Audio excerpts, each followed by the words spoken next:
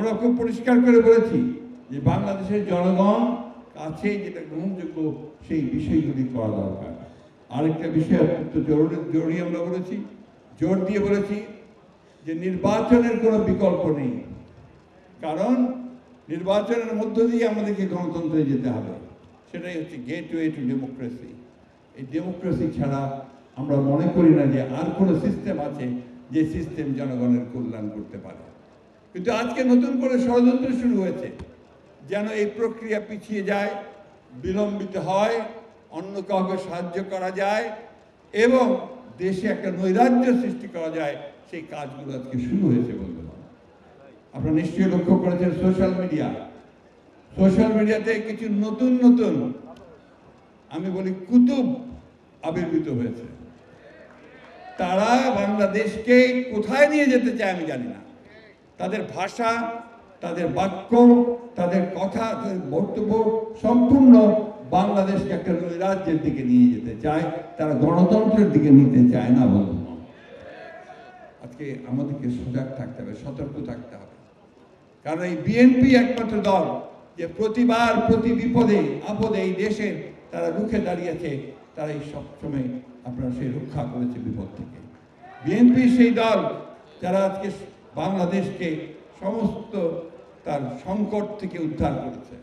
আজকেও সেই সময় এসেছে বন্ধুগণ যে সংকট আজকে সৃষ্টি হচ্ছে, এমন সংকট যে আমাদের দেশপ্রেমিক সেনাবাহিনী তাকে পর্যন্ত আজকে বিতর্কিত করার চেষ্টা চলছে, যা আমরা কোনো মতেই মেনে নিতে পারি না।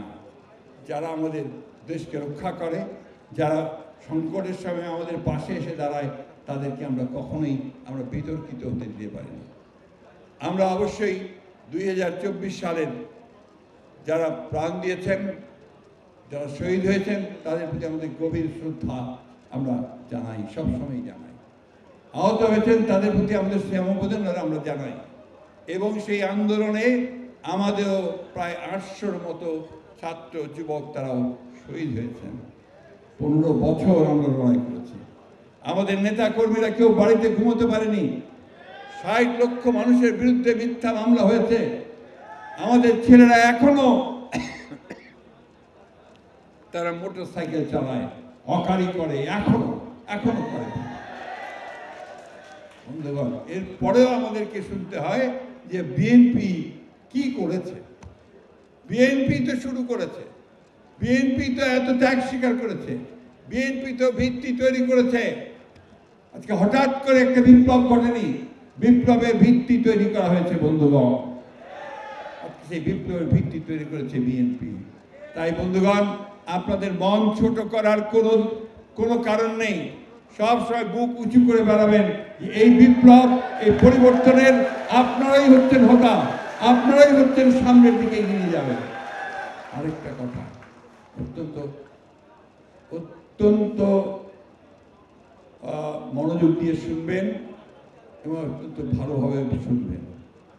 এমন কথা যেন আমাদেরকে না শুনতে হয় যে বিএনপি খারাপ কাজ করছে, তাহলে যে সম্ভাবনা সৃষ্টি হয়েছে সেই সম্ভাবনা কিন্তু বিনষ্ট হয়ে যাবে।